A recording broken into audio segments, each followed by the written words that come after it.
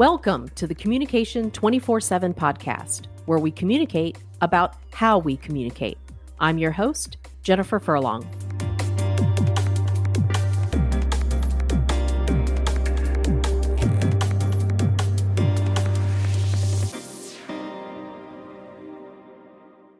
Jamie, how you doing? I'm good, Jen. How are you? So good to see you, my friend. I have been so excited to have this conversation with you. To the listeners, I want you to know how incredibly important this conversation is about to be. If you have not been personally impacted by this topic we're going to discuss today, chances are you will be impacted by it at some point. And today's conversation is going to center on cancer and having cancer conversations. Jamie Madigan is a friend of mine. He lives in Toronto, Canada, and we met through a couple of online groups that we were both members of. And I just really enjoyed having conversations with him. And, both of us have had cancer journeys. And I've asked Jamie to be on the show because I think we both agree that once you're diagnosed, you end up having a lot of interesting conversations with friends and family, some of it positive, some of it challenging. And so he's been so gracious to agree to have this conversation with me. So listeners, stay tuned because there's going to be so much coming out of this conversation. So again, Jamie, thank you for being on the show. Welcome aboard. And thank you for agreeing to have this conversation with me because I know it's not an easy conversation, but it's important. Yeah, no, exactly, Jen. I couldn't agree more. And that's why I'm here today. That's why I'm also excited for the conversation. And just having gone through all of the issues that I know, between my dad and then myself, I've learned all about the importance of communication, patient advocacy. So I'm excited to discuss that in greater detail today and share that with the audience. Yeah, absolutely. So you are a financial planner by trade. And so, that's going to be, just so everybody knows, we are going to have you back again. We will have that conversation separately because that's also an important topic to discuss. But to get everybody caught up on what has been happening with you and your cancer journey, do you mind just sharing with the listeners what happened? How did you find out about your cancer diagnosis? Sure. So I'll try to give you the high-level executive summary. But this goes back to April 2021. And of course, COVID is still happening. I can't remember if we were in lockdown, out of lockdown. It's all a blur back then. I think we were still in lockdown. I think we were still right in the middle of it. I think so. And for starters, I don't have a family doctor. I haven't had one since 2018 when the walk-in clinic I was going to closed. And I didn't discover probably about a year after they closed that they had closed. So I thought, I guess health has been good. I haven't needed them. But yeah, in April 2021, funny enough, it was a Saturday afternoon. I remember it vividly. Got out of the shower, discovered a lump in my groin, which naturally should not be there. That's not normal. Then I thought to myself, okay, what do I do? Like, I haven't been able to find a family doctor. I haven't been able to find a walk-in clinic in the area that I like. Oddly enough, I was on my phone, and I think it was likely on a social media app, and I got a pop-up about TELUS Health, an app that you can download for virtual appointments. So I thought, okay, this is a sign, I hope. Downloaded the app, created my profile, and I had an appointment that afternoon, I think even within a half hour.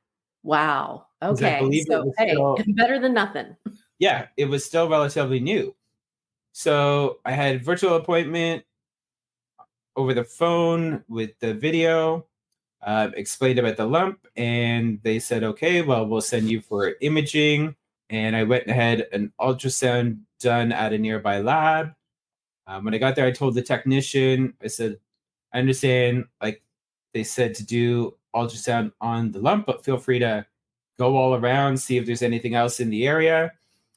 And then, of course, she just sticks to the limited area. And I thought, oh God, something might be Don't missed. go above and beyond. Yeah, like let's not go the extra mile. Let's just That's right. do our limited scope. Mhm. But yeah, and then within a week, I had a follow-up appointment and was told, oh, it's likely just a mass. Don't worry about it. It should go away 3 to 4 months. If it doesn't, or if it gets bigger, call us back and let us know. That was a Tuesday, I think. And then by Friday, it just wasn't sitting right with me. And oddly enough, I was talking to a mastermind group on Friday morning, and we got onto the topic of GPs, doctors, and the fact that family doctors know a little about a lot, but not really specialists. So I thought, okay, here's another sign. I can't wait 3 to 4 months and just hope this goes away. I don't think it's just a mass. So I booked in another appointment and said, look, it's getting bigger. What's the next steps? I need a referral to a specialist. Well, then it was a referral to a urologist, thinking that it could be a hernia. They referred me to one urologist who I guess had a massive backlog. So after a while, I said, look, I live in downtown Toronto. If this guy is the best, I can wait, but I got to believe that there's other urologists I can go see. And again, I can walk, drive. It doesn't have to be downtown. I want to get this taken care of sooner rather than later. So eventually they referred me to someone else, and I was able to get in to see him rather quickly. Right away, he confirmed. He's like, I'm glad you pushed. This isn't a mass. I think it's a hernia.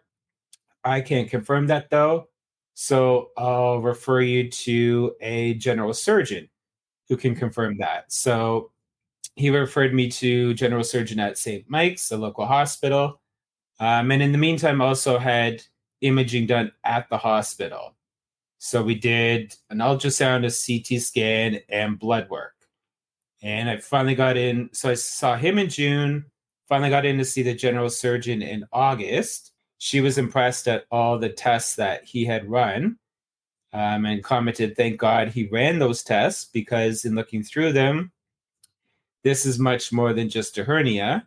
There's a team that deals with this at Mount Sinai, another local hospital in downtown Toronto. Fortunately, one of the advantages of living in downtown Toronto is I could walk to all these hospitals. So I got in to see them in October, did some more imaging tests, blood tests. They had a inkling that it was likely cancer, did a biopsy end of October, and then early to mid-November, it was confirmed that it was cancer. And of course, apparently a unique form. I'm like, okay, I did not want to be special and unique in this area. And at the time, I was only 44. So not something I expected. My dad and 3 of my uncles have had prostate cancer all later on in life. So I figured probably in my 60s, I'd be hearing that diagnosis. But at 44, that was not something I expected. I was also 44 when I was diagnosed with breast cancer. And you're right. We feel so young. It's like, wait a minute, this is not normal. And so it sounds like it was what, a good 4, 5, 6 months between you discovering it and then it finally being diagnosed. How long From is April till November. Wow. So Only let's because I kept pushing. Thank God I exactly. didn't wait those 3 to 4 months, or it would have been likely a year Yeah. or longer. So that really underscores the importance of being your own advocate, just being willing to push it when you feel like you need to push it. So How were you able to, I don't know if the right word is, have the strength or maybe just the perseverance to do that, because it's very easy to get frustrated with the system. Now, I live in the United States and you're in Canada, and we know that, the entire medical industry is completely different between the two countries, but the frustration is there, no matter what, because, we have to wait, a fair amount of time, or the same thing. You'll have a doctor that just doesn't think it's anything serious. So what did you do to persevere through that? So many people give up. Yeah, no, that's a great question, Jen. And for me, it was just wanting to know and getting answers. Because I try to always maintain a positive mindset and focus on what I can control.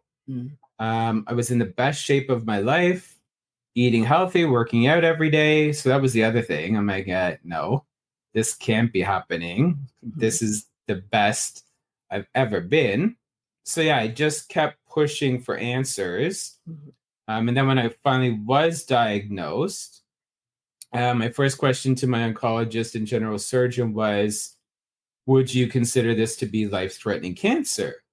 And they both gave me this weird look. Like, why? Like, yes, why do you ask? Nobody's ever asked us that before. I said, well, remember, I'm a certified financial planner. I've got a critical illness policy. If this is life-threatening cancer, I should be able to make a claim. And depending on treatment, if I have to take time off work, I'm 100% commission. So the claim could be huge.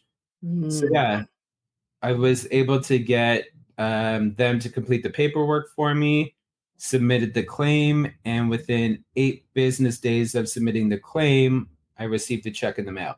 Wow, that's a big lesson learned right there for our listeners. Really look into that, because I know we have critical health insurance as well. I had that as well when I was diagnosed, and it was a huge help. So if you're a listener and you don't know what that is, I really encourage you to look into that, because neither one of us planned for it, but it happens. And Jamie, you were in the shape of your life, running and working out and eating healthy. And so that kind of busts, that myth that, hey, cancer is, it's connected to, although there are some correlations, but, anybody can get it. Anybody can get diagnosed with it. Yeah. And the more I've researched it, Jen, and looked into it, cancer is just really our own cells turning against us. So as much as people think it's genetic, genetics really only plays a small role, and it's really all about our diet, nutrition, and environment that really impacts whether or not we get it and how severe it is. Yeah. So I imagine that was just a huge surprise for you. I think it's a huge surprise for anybody when you hear that diagnosis. So after you were diagnosed, this is a conversation I have with a lot of cancer patients. Once you're diagnosed, how people treat you, like friends and family, or the types of conversations that you have. Did you feel that you were well supported, at the beginning? What were those conversations like with your friends and family? And I'll share what mine was like, but I'm curious about your experience with that. If you've read my book, Cracking the Rich Code, you know it is chock full of fantastic advice from top thought leaders and super successful entrepreneurs from around the world. How would you like to be a member of an exclusive community that provides that same how-to content from those same leaders? What if you were able to attend member-only live events and interact with them? I'd like to invite you to join the Rich Code Club. It will change the way you think about yourself, your money, and your life. It's the only social media platform purely focused on helping you grow. Join the Rich Code Club today for free by clicking on the link in the show notes. Sure. So while I was going through all this from April to November, Really, only two friends of mine knew. I didn't tell my family because my dad was dealing with his own health issues. Mm. And in September or October, he was given 3 to 6 months to live. Mm. So I didn't want to be worrying my family without knowing for sure what Right. I was dealing with, because we were already dealing with enough with my dad. So, like, I can't thank my two friends enough for being there to support me, checking in on me. Mm. And fortunately, even with the weights that I've had, everyone that I've dealt with has been amazing. Mm. So Mhm. that is the plus side, that, and given everything like the healthcare industry has been through with COVID, as you know, like they are overworked, they are going Oh, through yeah, so much. absolutely. So the fact that I feel like I've been treated well, not a number, I'm not rushed. I showed up with lots of questions. I'm very detail oriented, and they always take their time with me, answer all of my questions. I don't feel rushed. But I'm sure the fact that I show up organized with a plan and knowing like dates, times, who I've met with, when my test, everything. Did you Like have a notebook with you so you could keep it's track of everything? it's all on my phone. Oh, okay. Good. Oh, good. Good Yeah. idea. So Yeah. I just have a bunch of notes on my phone, so it's always with me. And I make it known at the start of every meeting, every time I meet with somebody new. I say, just so you know, I'm taking notes on my phone. I'm not texting friends or family. Mhm. And that usually gets a laugh. But I want them to be aware that I'm taking control of my health. And every time I've shown anybody the notes, they're always impressed at how detailed they are. But that really goes back to my career Mhm. as well. From audit and compliance purposes, I've got to be very structured, detail every conversation I have with my client, everything that we're doing. So that has been instilled with me for over 20 years now. So Mhm. naturally, I apply that both to my dad's health when I was advocating for him, and now to mine when I was advocating for me. So there are really two important points I want to highlight here. Number one, the communication you're having with your doctors. I did the same thing. But I had a notebook that I would bring in because I would want to handwrite and scribble, and all of that. But it's really helpful for you to be able to keep track of that, because when you are stressed out and you're in the doctor's office, and if you don't have your questions written down, you'll probably forget what they were. So it really helped me to have those questions figured out ahead of time so I could walk in there with my little notebook and remember, oh, yeah, this is what I was going to ask. And then by scribbling down their answers, it was also a way to track our conversations, because you end up having so many different doctors that you have to see. It can easily get jumbled up, Oh, yeah. in the brain. So that's such a fantastic piece of advice for anyone who ends up going through this experience.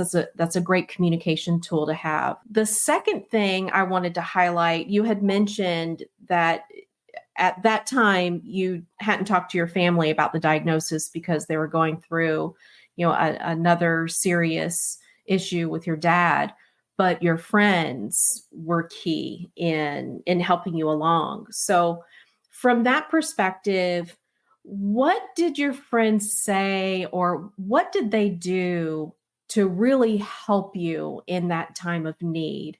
Like I said, if we have not been impacted by it ourselves, likely we're going to know someone, who is diagnosed with some form of cancer. So what type of advice would you give our listeners on how to be that good friend? What were those conversations like? Honestly, Jenna was just checking in on me, Mm. offering to go to any of my appointments if I wanted support, and just saying, how are you? Do you want to do something? Let's get together, get Mhm. your mind off things. So that's what I appreciated. Mhm. And especially again during COVID, like I Yeah. got a new appreciation for, I learned to really were my friends and who would check up on me, and I'd also check up on them, and who I never heard from. Yeah. So yeah, just the checking in and offering support, that is what really did it for me. Yeah. It can be a really lonely journey if you don't have anyone checking in on you. So if you do have friends who are offering that, don't turn them away. Just accept the love when it is offered, and just allow them to be there for you. I interviewed, this was last year, I interviewed an HR director, and she had shared with me her husband had passed away from cancer. And as an HR director, it made her realize that there were so many people in the workplace that just were not prepared, especially managers. They just weren't prepared. How do they handle this? How do they manage employees who have been diagnosed, with cancer, or they have a loved one who is diagnosed with cancer? And one of the things she shared with me that she found was incredibly helpful was when her friends were as specific as possible with what they were able to do.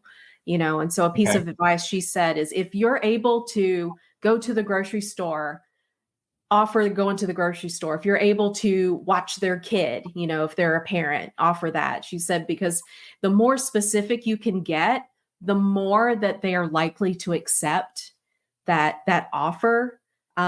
Because it can be a little difficult to say, hey, just tell me what you need. Because sometimes we don't even know what we need in that Yeah. moment in time, No. Yeah. That's just it. And I feel fortunate because it hasn't really impacted my lifestyle yet, Mhm. or at least not severely. I've still been able to work, which has been huge.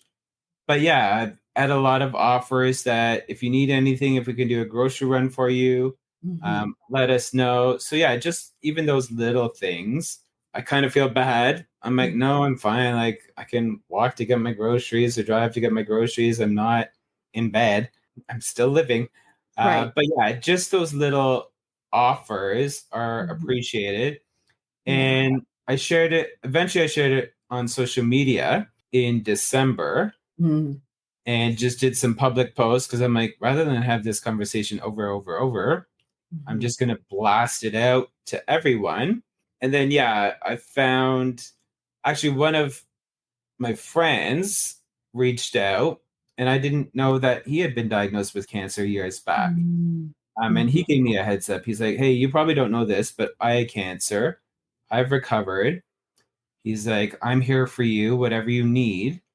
Mhm. But just so you're aware, he's like, people will reach out to you because you've posted this, but they're scared. They don't know what to say. And Yeah. don't be surprised if nobody follows up and you don't hear from a lot of them again Mhm. because they just don't know what to do or say. And now they're scared for you. That's right.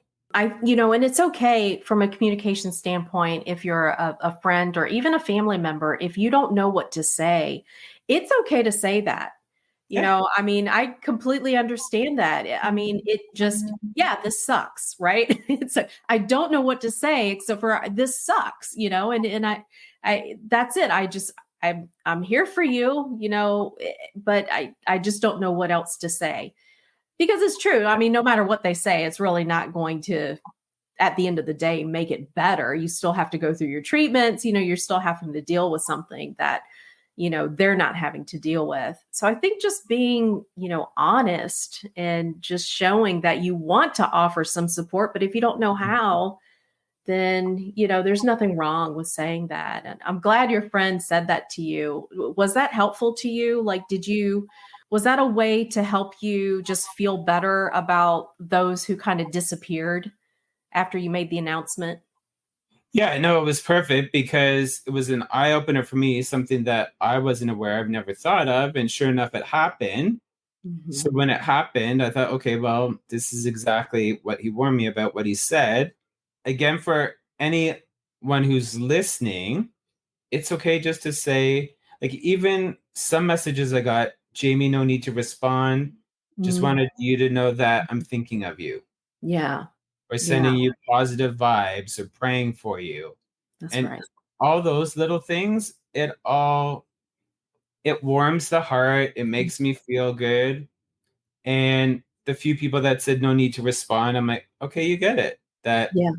maybe I don't want to respond right away, or I don't know how to respond based on the message. Right. And then I did learn between my dad passing away and me sharing my diagnosis, because unfortunately it all happened in the same week in December. Mm. I thought, oh, wow, how am I going to top this messaging? I know that people mean well, but some of the messages just had such a negative tone Oh no. that, oh my God, Jamie, this is so horrible. I can't believe you're having to go. And I'm like, how or why would I respond to this? Especially the fact that I'm so positive, and Yeah. it's Yeah. all about mindset. Yeah. So that was a good wake up call for me. Mm. And another friend had also given me a heads up when my dad passed, because he lost his dad just a few weeks before me. Hmm. Same thing. He's like, Jamie, just so you're aware, you're going to get all kinds of sorries. Sorry is going to lose any meaning for you. Yeah. Uh, People won't really know what to say or how to say it. You'll get some beautiful positive messages and then some horrible negative messages. Mm. Hmm. And the fact that it was December 16th, close to Christmas, a lot of people tied in the holidays and, oh, what a horrible time for this to happen. And then oh, you must have had a horrible Christmas. So I responded, actually, no, we had a great Christmas. Yeah. We shared a Yeah. lot of stories and memories of dad and went through pictures, and it was wonderful. And that in itself can be exhausting. I mean, you do try to keep a positive mindset because I mean, what else can you do? I'm sure you're like I was, every now and again you're going to have a day where it's really challenging.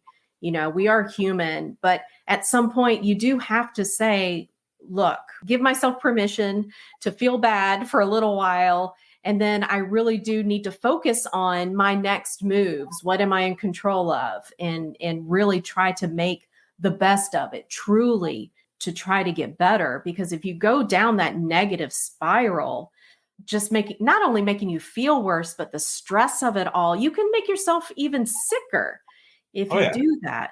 So, for those who want to communicate with a friend, who's been diagnosed, just know that there's that part of the conversation as well. You have to just be mindful of is it a positive tone, is it a negative tone, and what type of impact is that going to have on your friend? Because they're probably not going to have, at least for me, I know I did not have the strength to be positive for myself and everybody else. Like I needed to I had to muster up all the strength I could just Yeah. to remain positive for me, much less it's okay, to friends and family who didn't know how to react to it.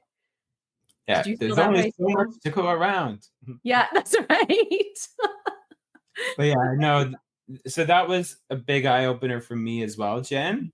Mhm. And just something for our listeners to be aware of is pay extra attention to your messaging, the Mhm. words you use, how you phrase it, and try to keep it positive. Again, I know everybody means well, That's right. but a message coming through is very positive will have Yeah. a way more better impact than something Mhm. with a negative tone to it. Yeah. Yeah. And again, if we're having a bad day and we get one of those negative messages, that could just set us spiraling even more. Yeah. And I love that you brought up the examples of you don't have to reply to this. I just wanted to let you know A, B, and C. What a load off, because then you start feeling the pressure. Okay, I've received 150 messages. And do I really need to? Because I don't want to be viewed as, someone who's not responding, someone who's not appreciative of it, but there's a lot of pressure with that as well. So I'm glad you brought up that as an example, because I don't think that many people that might not be something that they think of, right away to include in that message. If I step back a little bit, Jen, to what we were talking about, when you're going to your appointments, I've been going on my own, because again, I feel like I'm in a good mindset. I'm aware of what's going on. I plan, I prepare. However, for a lot of people, it can be a lot. One of my cousins who was diagnosed with breast cancer, she's good now. As soon as she was my first call when I got the diagnosis, she's like, I'm going to be your cancer buddy. I'm coming to all your appointments. Just let me know whatever you need. I thought, you're amazing. I love you. This is why I called you. But a friend of mine shared with me because her sister passed away from cancer. And she said, Jamie, I went to every appointment with my sister. I took a notebook. I took all the notes because it can be a lot for the patient. Yeah. So I shared that with my parents. When my dad was going through everything, I'm like, Mom, please go to as many of Dad's appointments as they'll let you go to. Take a notebook, take the notes, because it's a lot of info and it can go in one ear, out the other. Yeah. And at least by taking the notes, you'll have it to refer back to. And at the end of every appointment, I always recap and say, just to ensure I've got everything. Now, high level summary, I don't recap every single word, but so this is what we've talked about. Here's the next steps. Have I understood everything correctly? And most of the doctors and nurses appreciate that, because then they confirm, yes, you know it all, you know what's going on, we're good to go. Talk about the importance of clear communication with your medical staff. That's a fantastic way to go about it, just recapping toward the end. Because, I mean, you never know. You could have misheard something, or, just misunderstood something. So it's so critical to be able to have that clear communication. And I like the idea of a friend, if they're willing to go with you, or a family member, if they could keep notes for you, because you're right. You have a million things kind of swirling around in your brain, and there's a very good chance you're not going to hear something. I mean, it's better than none that you're either going to mishear something or just not understand something. I'm a member of a group on Twitter that it's a bunch of, cancer survivors. And we just kind of share with other, cancer patients what our journeys were like. And it has kind of developed into also a lot of humor in this space, so that, you have to be able to laugh every now and again. And one of the things that, the labels that we came up with for people who have not gone through cancer yet, we call them cancer muggles. And so it was like, so what is your favorite thing that a cancer muggle has said to you, in your journey? And it's really quite funny, some of the things that people would say. So can you think of anything that, along your journey, things that people have said that just kind of, now that you think about it, it makes you laugh, or you're just like, I cannot even believe that they said that to me? Jumpstart your healthy living journey with 30 Days to Healthy Living. This best-selling nutrition set is designed to act as a reset to establishing healthy habits and a healthy lifestyle, so you can get more energy, manage weight, and feel fit. Now, with more choices than ever, you can customize your 30 days with delicious protein shakes, detox teas, and supplements, all designed to support your goals. Ready to start feeling better and healthier? Get started today by clicking on the link in the show notes. It would probably go back to some of those negative messages that I was touching on. Yeah. And the tone, and just me being blown away, thinking, wow, did you really write that? Hit send and think you were doing me a favor? Hey, hello. Yeah. Maybe let me send you some positive vibes, because apparently you need some. Right. Let me respond back to you. I have a couple of favorites. Like, these are kind of like way out there responses that I got, because like you, after a little while, I went ahead and put it on social media. This is what I'm going through, in case you hear it through the grapevine and you're hearing it straight from me. And, and I wanted others to just be able to hear from me about the journey in case anybody else were to go through this. And plus, my thing is communication. So of course I was thinking, how do I incorporate this into what I do, on a Yeah. daily basis, talking about communication skills. One very good friend who was well-meaning had asked me after I was diagnosed, with breast cancer, oh, well, what stage are you? And I was stage 1. So you have, stage 0, 1, 2, 3, and 4. And so I said, I'm stage 1. And she was like, oh, well, that's great. That's like the good cancer. And I was like, what? The good cancer? What in the hell does that mean?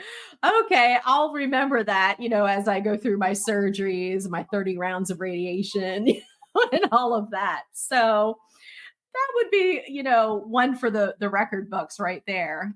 So those of you who are listening, don't try to equate anyone's cancer. If you think it's like better than or worse than anything else, just know their journey is hard.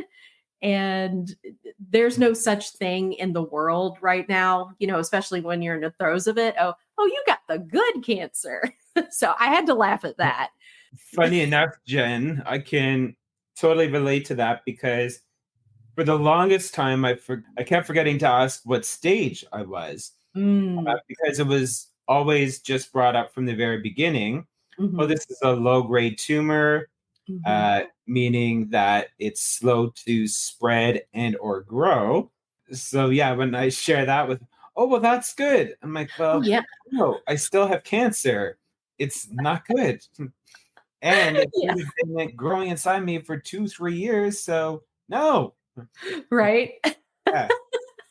So yeah, stage or low grade, never say it's good. That's right. That's right. There's no such thing. It's a cancer is cancer. It just, either way you cut it, it's just that. It's just not necessarily a life sentence anymore, depending on when you detect it. However, still having a lower stage or low grade, still not a good thing.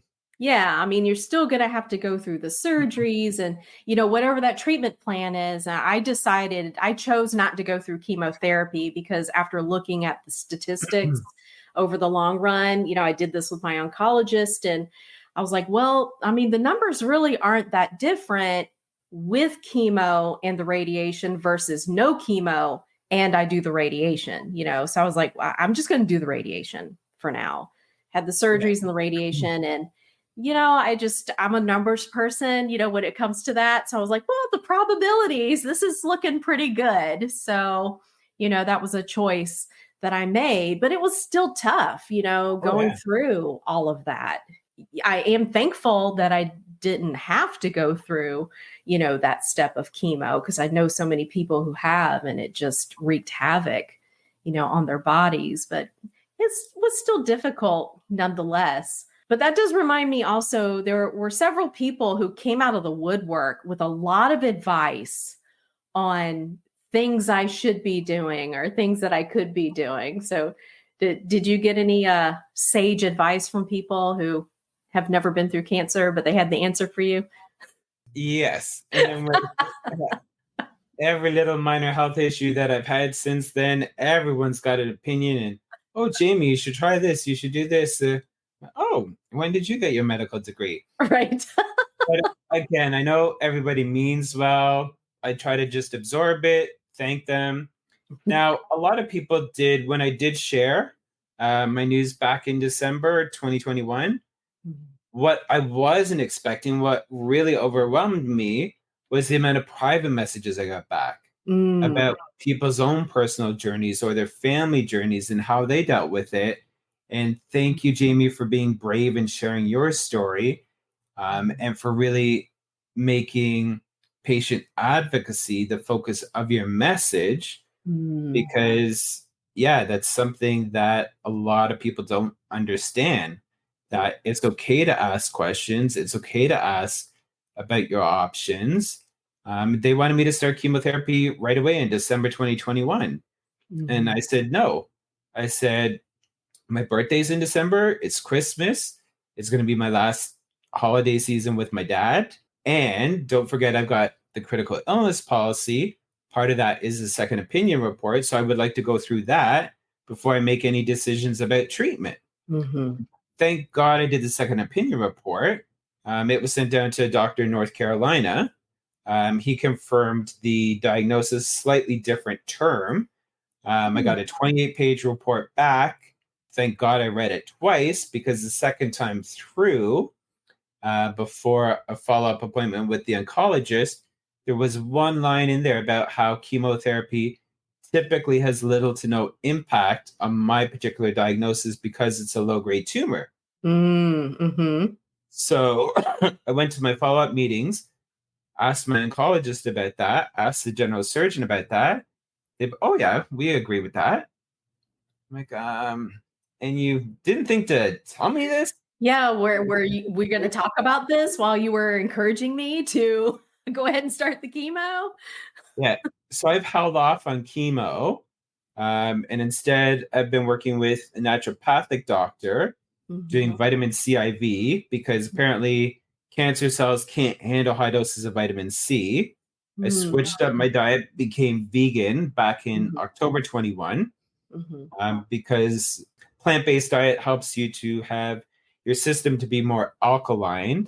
An alkaline system, again, helps to fight off the cancer cells and or prevent it from spreading, whereas an acidic system is a breeding ground for cancer to grow and spread. And through doing all this, I do what's called observation. So every 90 days, I go in for another CT scan and blood work, and the cancer has mostly been contained, again, because it's low grade, not rapidly growing or spreading. So again, it's just really important to ask a lot of questions, understand all your options, so that you can make the best choice for yourself. Yeah, it is. It's a great thing that you insisted on that second opinion. I mean, can you imagine? Well, yeah. And the fact that something made me read the report again, Yeah. and I caught that one line in a 28-page report, Yeah. like, Dad was watching over me and made sure I caught it. Yeah. Somebody You was. really do have to take the initiative and do all the reading and ask all the questions and just do some research so you know what kind of questions to ask. That's another aspect of it. Sometimes we just don't even know the questions to ask when we're sitting there, but to be able to insist on that second opinion, to take the initiative to do all of that reading and to make sure that you understood what all of it was saying. I mean, that is a huge, huge piece of being able to just, even though you're not 100% in control of what's happening to you, there are some decisions that you can make based on the information you're given. And so Right. you really want as complete of a picture as possible so that you can make that decision for yourself. I can't emphasize that enough, because I did the same thing after looking at the numbers and having a bunch of conversations with different doctors. And then I felt confident, in that decision. I know a lot of women who had the exact same stage breast cancer that I had, and they chose a different path. They decided to do the chemotherapy, and they went down a much more, to me, I don't want to use the word scary, but that was concerning to me. I just didn't see the benefit of going down that path. So just to have a complete picture, is critical at that moment in time. So yeah, be your an advocate. Yeah, that's just it. I said to them, I already have a weakened immune system.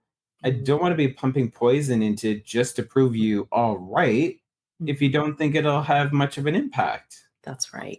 That's a big decision to make.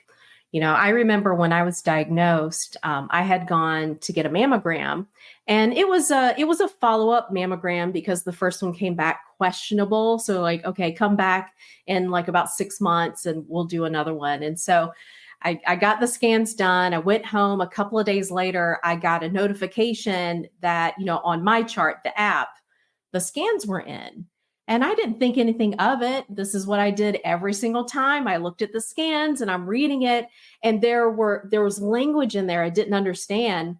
And so I called the doctor's office, and the poor woman who answered the phone, I said, "Hey, I got my scans back, and there are a couple of questions I have. Is the doctor available?" And she's like, "Well, he is here, but what kind of questions do you have? And maybe I can, just relay it to him because he's seeing a bunch of patients today." And I said, "Well, I'm just not familiar with, what does carcinoma mean? That's the first time I've ever seen this." And she got really quiet. And she was like, "Hold, please." And then my doctor got on the phone. And then that's when he explained it to me. So that's how I found out, was just because I was digging into my own files and asking the questions. But better to be informed than uninformed, I guess. Make the phone call and have him explain it to you rather than wait until who knows when he would have gotten back to me. I don't know. No, that's just it. Yeah. Like, things slip through the cracks, and most hospitals or clinics have apps now. So yeah, it's important to create a profile so you know when all your tests come back, and you can proactively follow up if you're not hearing back from them in a reasonable amount of time. And yeah, some of, like, obviously the healthcare system, all of the jargon that is used. Yeah. I read the reports and then I'm like, okay, can I get this in English? Right. What does this mean? Yeah. Let me open up my medical dictionary as I'm reading through this report. I don't know if I can copy paste this into Google and translate from medical to English just yet. Yeah. I'm going to need some help. Did you keep everything like in a 3-ring binder? Because I have one of those. I have a 3-ring binder that even to this day, I just kept everything in it. And it actually was a good thing because I have an aunt who was recently diagnosed with cancer, and her doctor asked her, because she told him, of my history, and he asked her if I had a genetics test. And I did. And I was able to go back into my 3-ring binder and finally found it, after remembering, because I asked all of my doctors if they had a copy of it. Nobody in the hospital could find a copy of my genetics test because I guess they changed over, whoever owns the hospital now, and things slipped through the cracks, and, for whatever reason, they didn't have it. But thank God I have that 3-ring binder that I kept a hard copy of everything in, because I was able to find my genetics test just the other day. Do you have your binder at the ready for such occasions? I've got a digital binder. So again, between the app and online, I'll log in on my laptop every time I get reports back. And save it as a PDF into my health folder on my laptop and just back up my laptop. So yes, it should be there forever. But to your point, if something happens or they upgrade, change systems, information gets lost, I've got everything saved. Yeah. I tell you what, this is turning into a how-to type of episode. So what do you do if you get diagnosed? We have all kinds of great advice here. What do you say if your friend gets diagnosed? I think we have all kinds of wonderful golden nuggets for anyone who is, because it's not an easy thing.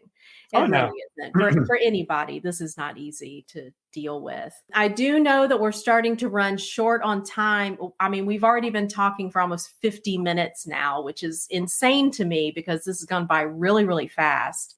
I want to go ahead and wrap up this episode. But before I do, is there anything that you would want to say to our listeners? Any parting words of wisdom or motivation that you would want to share with them?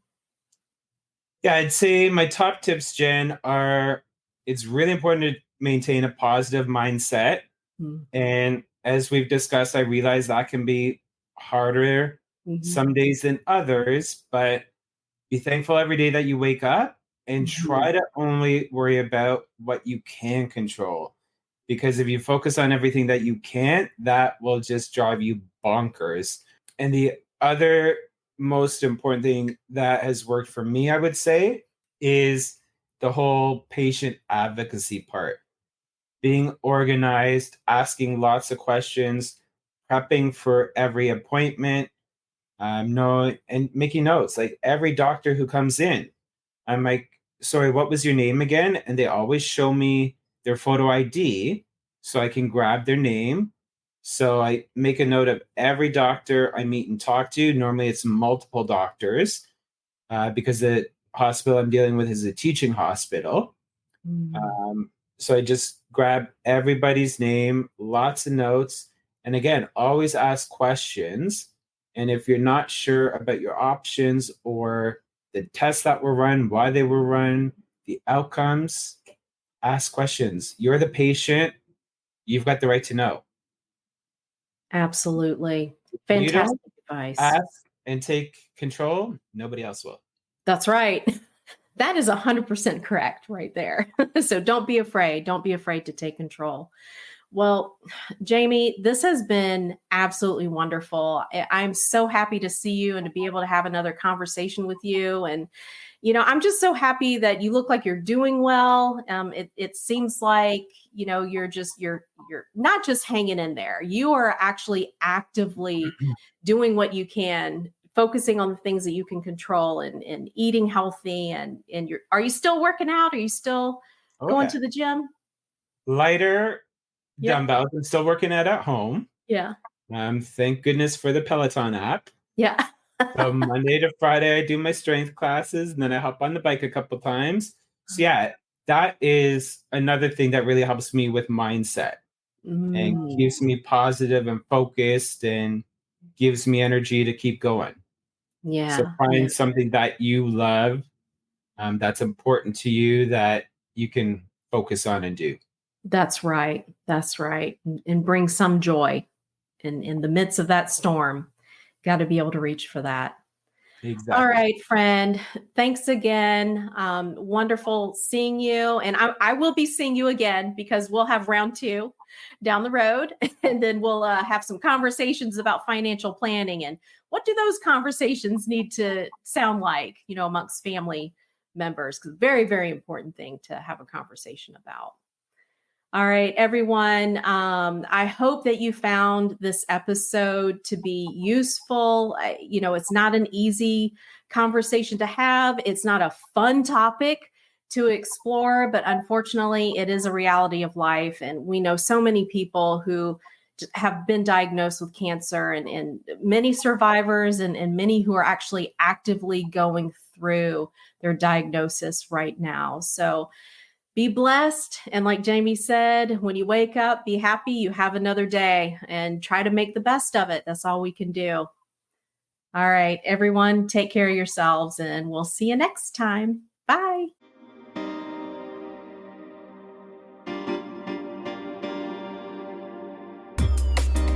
Thanks for listening. If you enjoyed this episode and you'd like to help support the podcast, please share it with others, post about it on social media, or leave a rating and a review.